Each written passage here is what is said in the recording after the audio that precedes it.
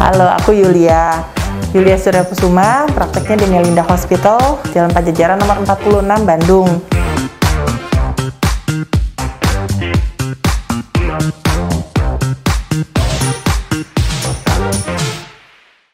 Dok, sekarang kita bakal ngobrolin soal demam berdarah nih.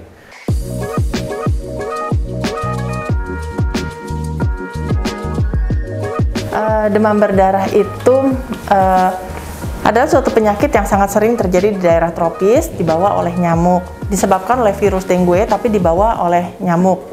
Jadi orang sering salah kaprah bilang demam berdarah disebabkan oleh nyamuk. Itu kurang benar. Yang benar adalah demam berdarah disebabkan oleh virus dan dibawa oleh nyamuk.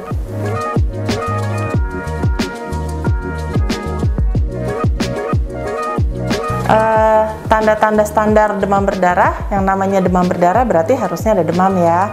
Ada demam dan secara klasik ada berdarah. Karena itu disebut demam berdarah. Pertama yang kita harus tahu definisi demam. Kapan sih anak disebut demam? Demam itu adalah kalau suhu di atasnya normal. Suhu normal anak adalah 36,5 sampai 37,5. Dan pemeriksaan yang akurat itu sebaiknya di ketiak. Karena kalau pakai termometer yang ditembak-tembak, kadang-kadang beda titik aja, beda hasilnya. Karena termometer tembak itu terlalu sensitif. Kalau misalnya demam itu sebaiknya kapan dibawa ke rumah sakit? Mungkin buat tahu anaknya itu DB atau enggak. Kalau misalnya tidak ada kegawat daruratan, demamnya tidak terlalu tinggi, tidak sampai 40 atau tidak ada riwayat kejang, kita bisa tunggu sampai 2 kali 24 jam. Selama anaknya masih dalam keadaan stabil, maksudnya masih mau makan, masih mau minum. Tapi kalau anaknya rasanya lemes, atau demamnya sangat tinggi, atau ada riwayat step, jangan tunggu sampai 2 hari, takutnya ada apa-apa. Nanti setelah 2 kali 24 jam, kita bisa melakukan pemeriksaan laboratorium untuk memastikan demam berdarah atau tidak. Oke, terus bedanya demam berdarah dengan demam yang lainnya? Dari secara klinis, di pemantauan di rumah, kalau demam biasa itu gini, kalau demam berdarah itu kita curigai demam berdarah apabila ada demam yang relatif tinggi, tidak turun walaupun dengan diberikan penurun panas. Jadi maksudnya setelah dikasih penurun panas, dia turun sebentar, tapi 4-6 jam kemudian setelah efek obatnya habis, dia akan naik lagi. Terus udah gitu kita juga khawatir misalnya kok anak sehat tiba-tiba demam tanpa ada penyakit lain. Maksudnya kalau anak itu lagi batuk pilek, kan mungkin kita bisa berpikir, oh ini mungkin penyebab demamnya tuh batuk pilek. Kalau anak sehat, ujuk-ujuk tiba-tiba panas tinggi, manteng, itu hati-hati. Atau kalau di lingkungan rumah lagi banyak yang demam berdarah, itu juga hati-hati.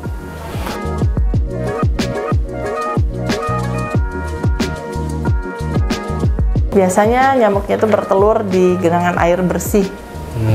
Jadi hindari daerah-daerah yang banyak genangan-genangan air yang tidak mengalir, yang menggenang. Misalnya kalau ada orang yang suka pasang di depan rumah, misalnya ada kolam yang mati yang nggak ada ikannya, atau yang guci. Nah, betul. Di rumah suka ada guci. Nah, itu suka jadi sarang nyamuk. Oh, disitulah jadi sarang nyamuknya. Iya. Atau piara ikan, biar jentik-jentiknya kan bisa dimakan sama ikan. Sirkulasi airnya gitu ya. Airnya mengalir.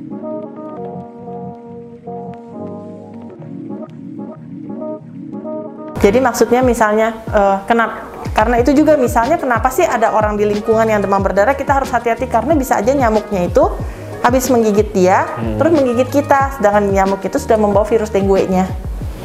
Terus kalau misalkan mengisolasi nyamuknya gimana dok supaya tidak kemana-mana? Iya, itu perlu dilakukan fogging, tapi fogging itu harus serentak, jadi nggak bisa misalnya orang bilang, oh di rumah saya disemprot. Lah nyamuknya kan nggak cuma di rumah kita aja, bisa aja bertelur di tetangga, atau maka itu ada area terbang nyamuk. Karena itu yang namanya fogging itu biasa lokasinya lebih besar, nggak cuma per rumah.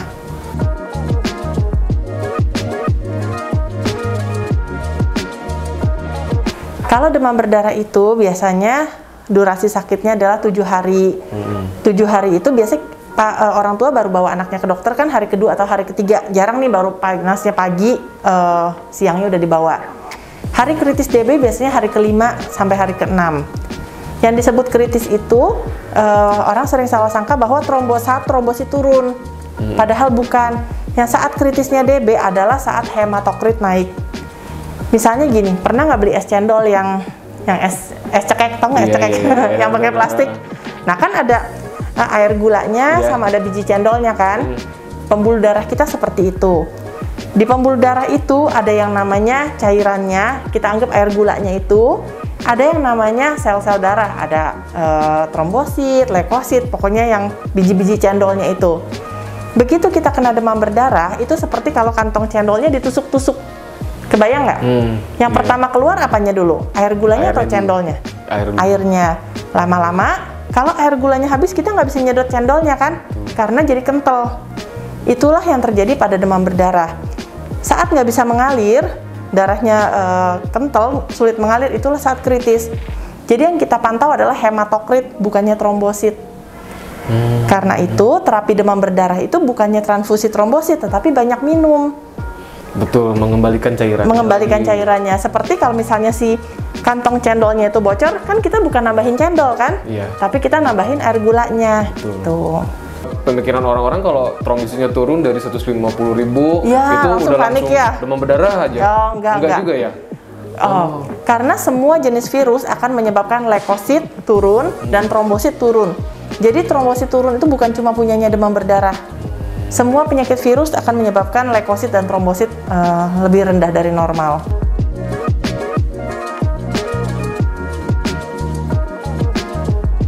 Nggak ada. Ya. Nggak ada. Jadi harus Kita tunggu aja sampai masa kritisnya itu lewat sampai 7 hari.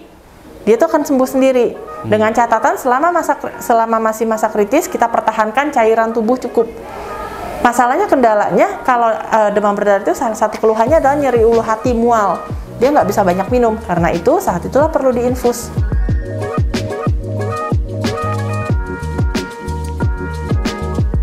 Iya betul. Waktu aku kuliah dulu memang pernah dibahas, memang terbukti bahwa jambu merah, jambu biji, merah? jambu biji, Oh, bukan jambu air, jambu klutuk ya namanya Iya, ya. iya, betul. Jambu klutuk yang merah, yang dagingnya merah itu akan meningkatkan trombosit. Terus orang itu juga suka pakai sari kurma, angkak. Itu sih boleh-boleh aja, itu tidak ada kontraindikasi kok, tidak bentrok dengan pengobatan karena DB sendiri tidak ada pengobatan khususnya, asal dia mau minum banyak aja nggak apa-apa. asal mau minum banyak sih sebenarnya. Asal mau minum intinya ya. banyak intinya. Tapi kalau nggak di jus juga si jambu yang tadi dimakan gitu aja. Nggak Masalahnya kalau bisa, tapi kan kalau dimakan bisa makan berapa banyak, makan 2 buah juga udah kenyang kali ya. Kalau di jus 10 juga cuma dapat segelas.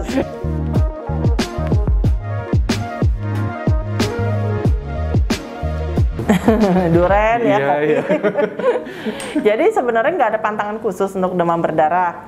Kalau asal apa aja yang bikin si anak mau makan yang nggak mual.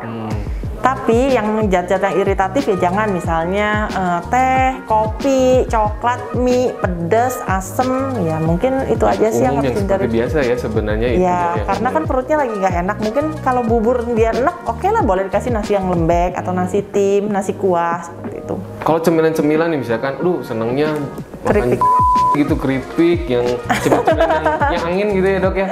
Itu boleh gak sih? Nah ya nyebut merek yang salah ya. Oh itu merek ya. Nggak boleh yang Iya, boleh. benar. Enggak. Jadi selain dari karena nilai gizinya sebenarnya itu boleh, tapi pada dasarnya makanan yang banyak pengawet itu ya jangan, bukan karena DB-nya. Lebih baik dihindari. Iya, secara umum ya. Iya.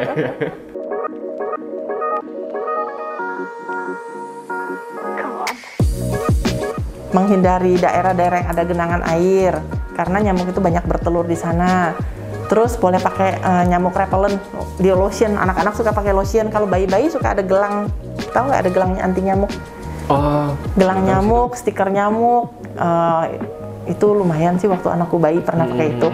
Jadi gelang nyamuk itu jangan dipakai di tangan karena bayi kan suka makan tangan gini, takut kemakan. Biasa kita pakai di kaki. Di kaki kalau anaknya suka gigit-gigit kaki jangan di pergelangan kaki, deket-deket lutut. Kalau stiker yang anti nyamuk itu juga lumayan efektif, tapi jangan ditempel di depan, kan baunya nyengat tuh. Taruhnya di punggung. Oke. Terus kalau untuk di rumah mungkin bisa ngepel pakai daun sereh ya. Sekarang obat-obat pel banyak yang ada bau sereh.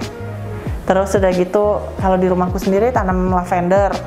Lavender itu Lavender juga termasuk ya dok ya? lavender betul. sama rosemary baunya lumayan nyengat, jadi nyamuk menghindari area itu. Semoga yang kita bicarakan saat ini berguna ya, dan semoga kalian semua sehat terus sayang. Dadah.